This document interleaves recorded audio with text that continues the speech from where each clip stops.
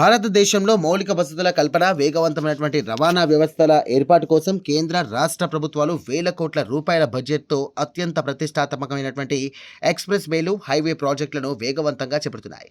గంటల ప్రయాణాన్ని నిమిషాల్లోకి తగ్గించేలా రూపుదిద్దుకుంటున్నటువంటి ఈ హైటెక్ కారిడార్‌లు దేశ ఆర్థిక పురోగతికి మైలురాయిగా నిలుస్తాయంటూ ప్రకటనలు వస్తుంటాయి.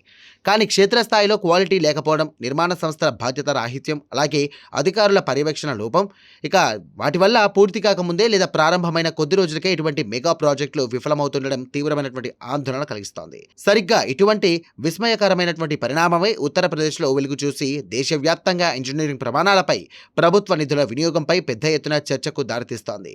కాన్పూర్, లక్నో వంటి రెండు అతి ముఖ్యమైనటువంటి నగరాల మధ్య ట్రాఫిక్ రద్దీని తగ్గించి కనెక్టివిటీని విప్లవాత్మకంగా మార్చేందుకు సుమారు 4,200 కోట్ల రూపాయల భారీ అంచనా వ్యయంతో 63 కిలోమీటర్ల పొడవైన కాన్పూర్ లక్నో ఎక్స్‌ప్రెస్ వే ప్రాజెక్టును నిర్మించారు. ప్రపంచ స్థాయి ఇంజనీరింగ్ ప్రమాణాలతో దేశంలోనే మొదటి బ్యారియర్ లెస్, అంటే ఎక్కడా టోల్ బూత్లు లేకుండా ఆటోమేటిక్ నంబర్ ప్లేట్ రికగ్నిషన్ సిస్టమ్స్తో పనిచేసే ఎక్స్‌ప్రెస్ వేగా దీనిని ప్రచారం చేశారు.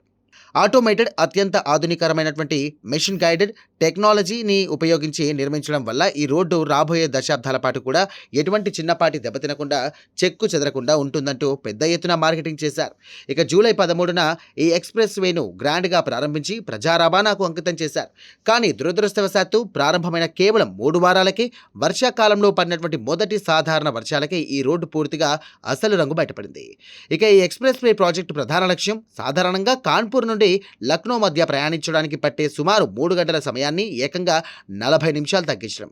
అంటే రోజు ప్రయాణించే వేలాది మంది ప్రయాణికులకు, సరుకు రవాణా వాహనాలకు ఈ రోడ్డు ఎంతో సురక్షితమైన, వేగవంతమైన ప్రయాణ అనుభవాన్ని అందిస్తుందంటూ అందరూ భావించారు. అయితే జూలై చివరి వారంలో, ఆగస్టు ప్రారంభంలో పడినటువంటి మొదటి వర్షాల ధాటికే రోడ్డు అనేక చోట్ల ఘోరంగా కుంగిపోయింది. కనీస నాణ్యత ప్రమాణాలు పాటించకపోవడం వల్ల రోడ్డు పైపొరలు ఊడి రావడం, అలాగే బేస్ కంకర కదిలిపోవడం, వర్షపు నీటి ఉధృతికి రోడ్డు ఇరువైపులా ఉన్నటువంటి మట్టి కొట్టుకుపోవడం, ఇటువంటి తీవ్రమైనటువంటి మౌలిక లోపాలు బహిర్గతమయ్యాయి. రోడ్డు అక్కడక్కడ పెద్ద ఎత్తున లోపలికి కుంగిపోవడంతో వేగంగా వెళ్లే వాహనాలు ఇక ప్రమాదాలకు గురే అవకాశాలు పెరిగాయి.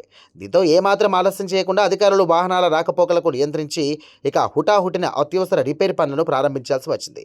కోట్లాది రూపాయల ప్రజల సొమ్ముతో, దశాబ్దాల కాలపరిమితి హామీతో నిర్మించినటువంటి ఒక మోడల్ ఎక్స్‌ప్రెస్ కేవలం 21 రోజుల్లోనే ఈ స్థాయిలో దెబ్బతినడం, ఇక సర్ఫ్ వే క్వాలిటీ కొట్టుకుపోవడం అనేది నిర్మాణం చేపట్టినటువంటి కాంట్రాక్టింగ్ కంపెనీ క్వాలిటీ కంట్రోల్పై, ప్రాజెక్టు మేనేజ్మెంట్పై, అధికారుల పనితీరుపై అనేక తీవ్రమైనటువంటి ప్రశ్నలను లేవనెత్తుతోంది. ఇక ఈ ఊహించని నిర్మాణ వైఫల్యం, ప్రయాణికులకు కలిగినటువంటి తీవ్ర అసౌకర్యంపై National Highways Authority of India అత్యంత కఠినంగా స్పందించింది. రహదారి పరిస్థితిని, నిర్మాణ లోపాలను క్షేత్రస్థాయిలో స్వయంగా పరిశీలించిన NHAI ఉన్నతాధికారులు ఇక తక్షణమే సంచలన నిర్ణయాన్ని తీసుకున్నారు. ఇక లోపాభూయిష్టంగా ఉన్నటువంటి ఈ ఎక్స్‌ప్రెస్ హైవేపై ప్రయాణికుల నుండి రూపాయి కూడా వసూలు చేయడం సమంజసం కాదంటూ భావించి రూట్లో టోలు బస్సులను తక్షణమే సస్పెండ్ చేస్తూ ఉత్తర్వులను జారీ చేసింది.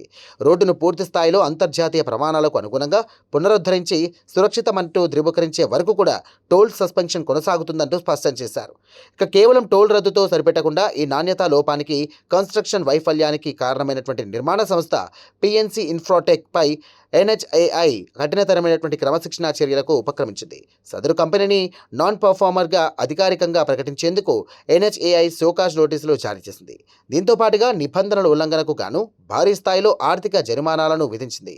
ఇక అంతటితో ఆగకుండా భవిష్యత్తులో రాబోయే 3 ఏళ్ల పాటు కేంద్ర, రాష్ట్ర ప్రభుత్వాల పరిధిలోని ఎలాంటి హైవే లేదా ఇన్ఫ్రా ప్రాజెక్టుల టెండర్లలో పాల్గొనకుండా PNC ఇన్ఫ్రాటెక్ కంపెనీని పూర్తిగా బ్లాక్ లిస్టులో చేయాలంటూ ప్రతిపాదనలను సిద్ధం చేసింది. అంతేకాకుండా నిర్మాణం జరుగుతున్నటువంటి సమయంలో నాణ్యతను తనిఖీ చేసి క్లియరెన్స్ సర్టిఫికేట్లు ఇవ్వాల్సిన థర్డ్ పార్టీ ఇంజనీరింగ్ కన్సల్టెంట్లు, అలాగే ప్రాజెక్టు పర్యవేక్షణ బాధ్యతలు చూసుకున్నటువంటి NHAI స్వతంత్ర ఇంజనీర్లు, అధికారులపై కూడా శాఖాపరమైనటువంటి విచారణకు ఆదేశించారు. ఇక ఈ వ్యవహారంపై PNC ఇన్ఫ్రాటెక్ స్పందిస్తూ తమకు NHAI నుండి షోకాజ్ నోటీసులు మాత్రమే వచ్చాయని, తాము వాటికి సాంకేతిక వివరణ ఇస్తున్నామని, ఇక ప్రస్తుతానికైతే తమకు ఇంకా అధికారికంగా బ్లాక్ లిస్ట్ వేటు పడలేదంటూ స్పష్టం చేసింది. ఏది ఏమైనప్పటికీ మౌలిక వసతుల కల్పనలో కాంట్రాక్టర్ల నిర్లక్ష్యం, కమిషన్ల కక్కుర్తి, క్వాలిటీ చెకింగ్ సిస్టమ్స్ వైఫల్యంపై ఇక ఈ ఘటన స్పష్టమైనటువంటి హెచ్చరికగా నిలిచింది.